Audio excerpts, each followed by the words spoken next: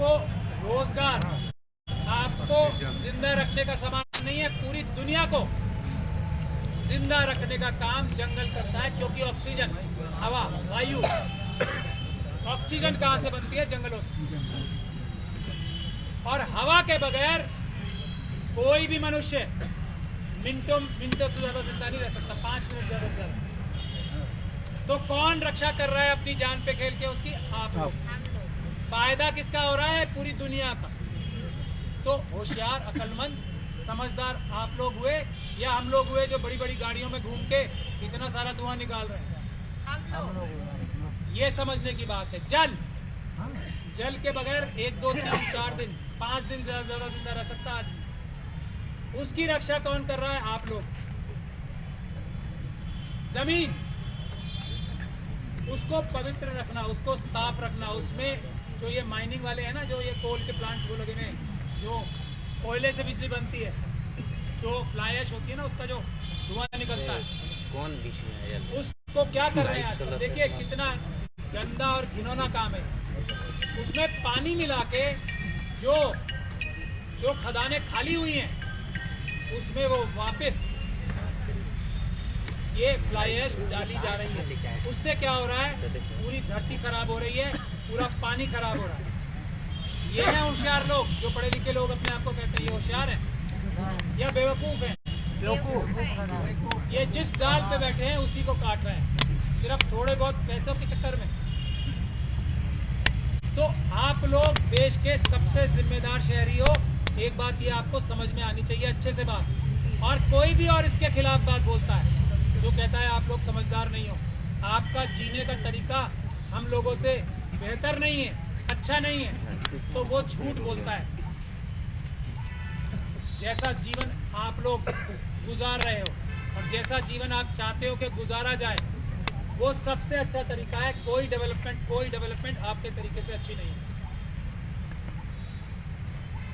ये बात ध्यान में रख के फिर आप आगे के काम सोचो। आप सबसे ज्यादा समझदार लोग।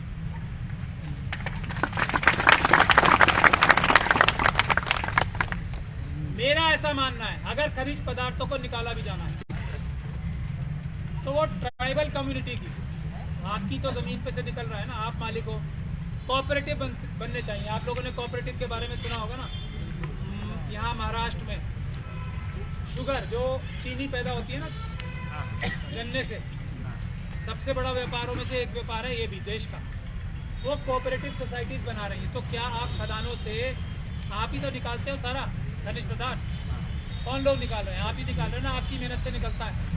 तो आपके कोऑपरेटिव बना के आप लोगों को ही मालिक बना के खदानों से खनिज निकाला जाएगा, क्योंकि आप लोग जिम्मेदार, समझदार लोग हो। सबसे होशियारी से कम नुकसान के तरीकों से आप ये काम करोगे। ये भी हमारा एक मैनिफेस्टो का हिस्सा है जो हम आप लोगों के सामने रखते हैं। इसके अलावा अगर हमारी सरकार आप लोग लाओगे तो कोऑपरेटिव के अलावा कोई तरीका नहीं रहेगा। ट्राइबल लोगों के कोऑपरेटिव के अलावा कोई तरीका नहीं रहेगा खनिज पदार्थ निकालने का। ये हम वादा करते हैं।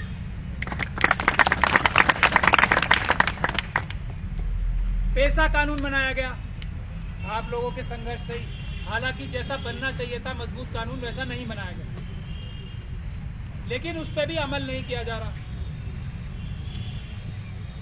तो अगर उस पे, इस कमजोर कानून पे भी अमल किया जाए तो काफी कुछ अच्छा हो सकता है, देश का भी और प्रदेश का भी। तो जब ट्राइबल और शेड्यूल कास्ट लोगों की, जब माइनॉरिटी की और ओबीसी की मिलीजुली सरकार आएगी, आज हमारे मुख्यमंत्री भी ओबीसी हैं, लेकिन वो अपने आप अपनी सरकार नहीं बनाए, अपनी आवाज से सरकार नहीं बनाए, किसी बड़ी पॉलिटिकल पार्टी की आवाज से सरकार बनाए।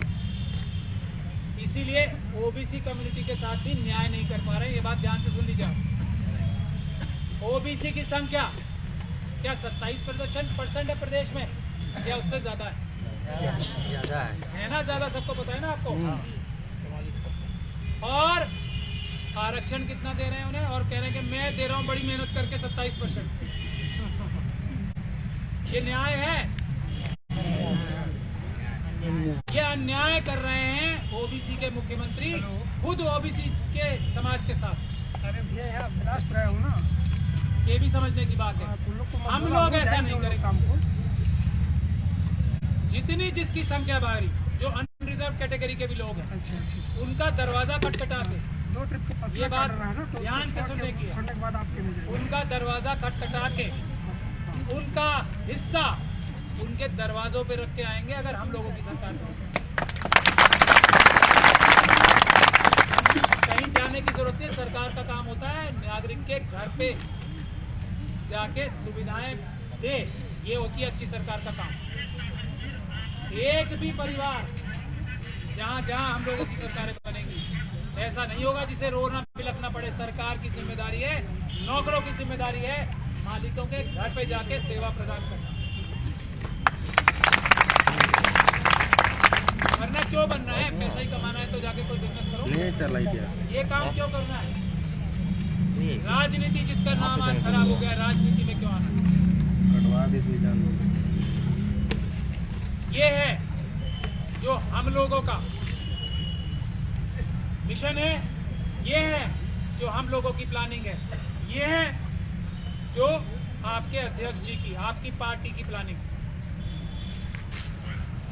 और इस प्लानिंग को अमल में लाने के लिए हम लोग वकीलों की एक फौज तैयार कर रहे हैं। ध्यान से सुन लीजिए। आप लोगों के साथ पुलिस प्रशासन जो ज्यादती करता है, ये बहुत दिन तक कर नहीं पाएगा। हम वकीलों की एक मजबूत टीम,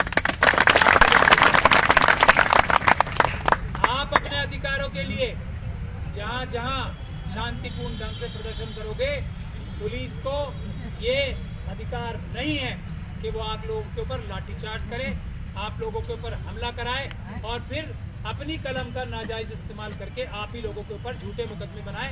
हम सिर्फ ना इन झूठे मुकदमे में फंसे हुए नौजवानों को, अपने भाइयों को, बहनों को जेलों से रिहा कराएंगे, बल्कि ये झूठे मुकदमे बनाने वाले सरकारी अधिकारियों को जेल भिजवाने का काम भी हम संविधान के हिसाब से काम करें, कानून के हिसाब से काम करें। यदि कोई पुलिस अधिकारी, यदि कोई सरकारी अधिकारी संविधान और कानून के जाके बाहर काम करता है तो वो एक आम अपराधी के तरह होता है, उसके खिलाफ भी मुकदमा दर्ज होता है, उसको भी जेल जाना पड़ता है। ये बात हम वकीलों की जिम्मेदारी है। हम आप लोगों के लिए इसका इंतजाम करके आप लोगों के लिए खड़े रहेंगे। ये भी आप लोग तो अगर आपको पूरे प्रदेश को नहीं, पूरे देश को एक मिसाल दिखानी है तो गोंडवाना गणतंत्र पार्टी को मजबूत करें। आप देखेंगे पूरे देश को मजबूती मिलेगी, पूरे देश को एक ऐसी मिसाल मिलेगी जो शायद दूसरी किसी जगह मौजूद नहीं है। इन्हीं शब्दों के साथ मैं आपका धन्यवाद करता हूं। इतनी दूर दूर से आप चल के आए, इतने खराब मौसम में भी बहुत बहुत धन्यवाद। जय श्री राम, जय जवान, जय संविधान, जय भीम, अस्सलाम वालेकुम। जिंदाबाद जिंदाबाद गणतंत्र पार्टी जिंदाबाद जिंदाबाद जिंदाबाद। धन्यवाद सम्मानीय महमूद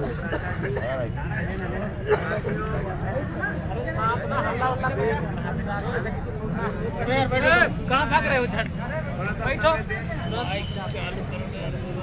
मैं आमंत्रित करता हूँ माइके नहीं तो कहाँ से आज के मुख्य अतिथि सम्मानीय तुलसी सिंह मरकाम जी, राष्ट्रीय अध्यक्ष गोंडवाना।